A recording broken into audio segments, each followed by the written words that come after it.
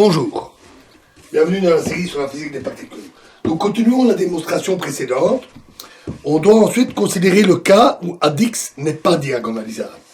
Mais si X est une matrice diagonalisable, alors ADX le sera aussi comme opérateur sur GLNC.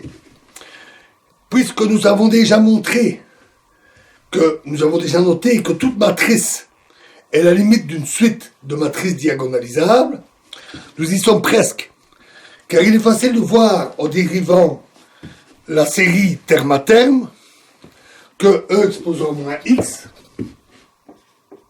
de dt en t égale 0 de E exposant X plus ty existe et varie de manière continue avec X. Donc, une fois qu'on a le théorème pour tout X diagonal, nous l'avons aussi pour tout X, en passant à la limite. La seule question qui est encore non résolue est l'échange de la limite et de la dérivée qu'on a fait tout au début, où on a fait passer la dérivée devant la limite du produit de l'I. Nous n'allons pas voir ça en détail, mais voyons ce que cela implique en le justifiant.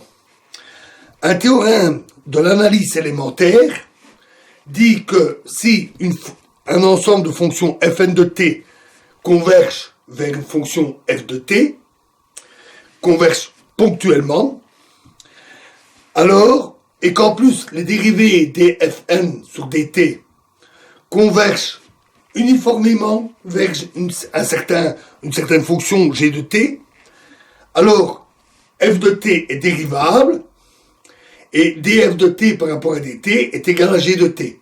Donc on peut là intervertir limite et dérivée. L'exigence clé, c'est que les dérivés convergent de manière uniforme.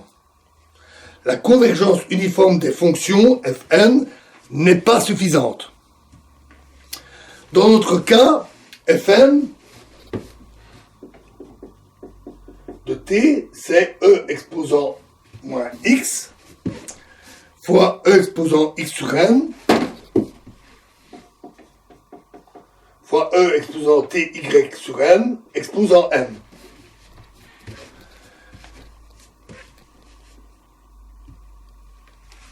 La formule du produit de Lie dit que cela converge ponctuellement vers e exposant moins x fois e exposant x plus ty.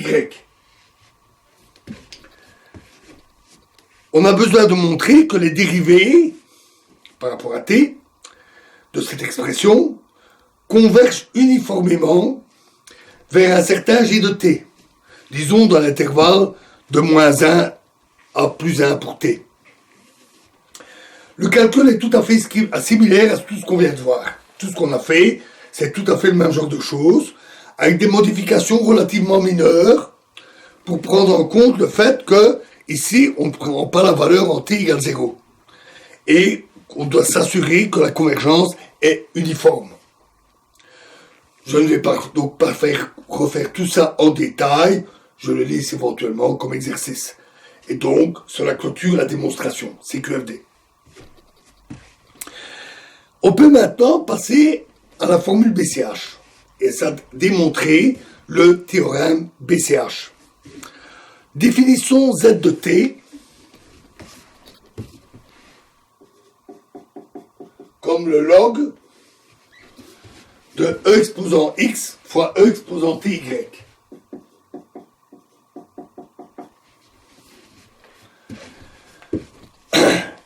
Si X et Y sont assez petits, alors Z de T est défini entre 0 pour T, entre 0 et 1. Et on peut vérifier que Z de T est régulière. C'est facile. Notre but est de calculer Z de 0. Alors, par définition, E exposant ZT égale E exposant X, E exposant TY. Et donc, E exposant moins ZT, D sur DT, E exposant ZT, est égal à E exposant x ty moins 1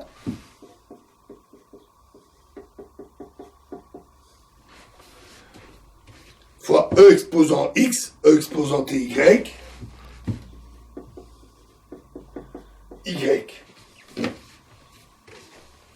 Et ceci est égal, les deux se simplifient, c'est égal à y. Si x et y sont assez petits, alors z également est petit. Ainsi, I moins E exposant moins AD Z de T sur AD Z de T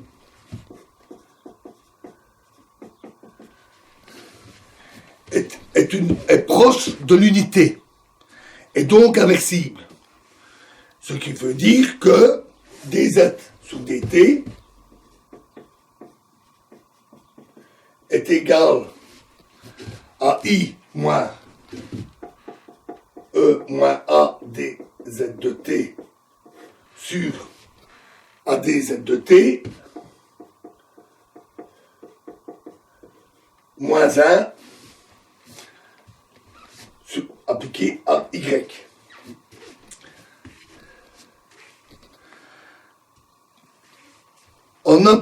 Rappelons que EZT est égal à EX fois ETY. En appliquant l'homomorphisme AD, avec un A majuscule, on a AD de E exposant Z de T est égal à AD EY, AD EX, pardon, fois AD E exposant TY. En utilisant la relation entre AD avec une majuscule et le AD avec la minuscule, on a alors que E exposant AD Z de T est égal à E exposant AD X fois E exposant T AD Y.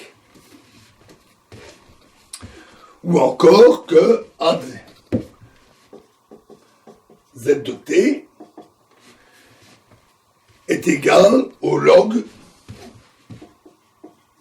de cette expression. En mettant tout ça dans la formule ici, on trouve alors que dz sur dt est égal à I moins E exposant à x fois E exposant t à y moins 1 sur le log de E exposant à x E exposant t à y moins 1 y. Mais remarquons que la fonction g de z, ce n'est rien d'autre que 1 moins z moins 1 sur log de z moins 1. Ainsi, au moins formellement, c'est la même chose que dz sur dt est égal à g E exposant à x E t à y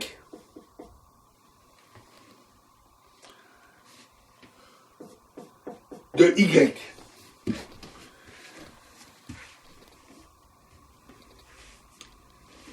En raisonnant comme dans le théorème précédent, avec le cas des matrices diagonalisables, etc., etc., on vérifie que cet argument est OK,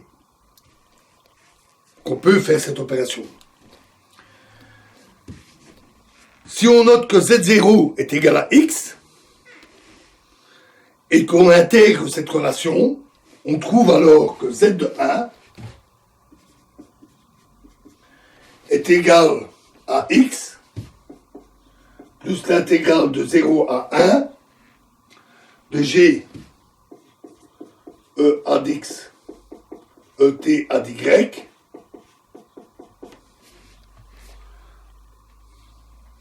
de Y dt.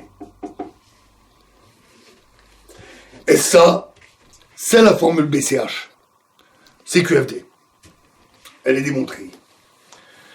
Voilà, alors, ça, donc on a démontré la forme intégrale de la formule BCH. Donc il est intéressant, et ça c'est ce qu'on fera dans la prochaine vidéo, c'est de voir comment on obtient la forme série de la formule BCH. Je vous remercie.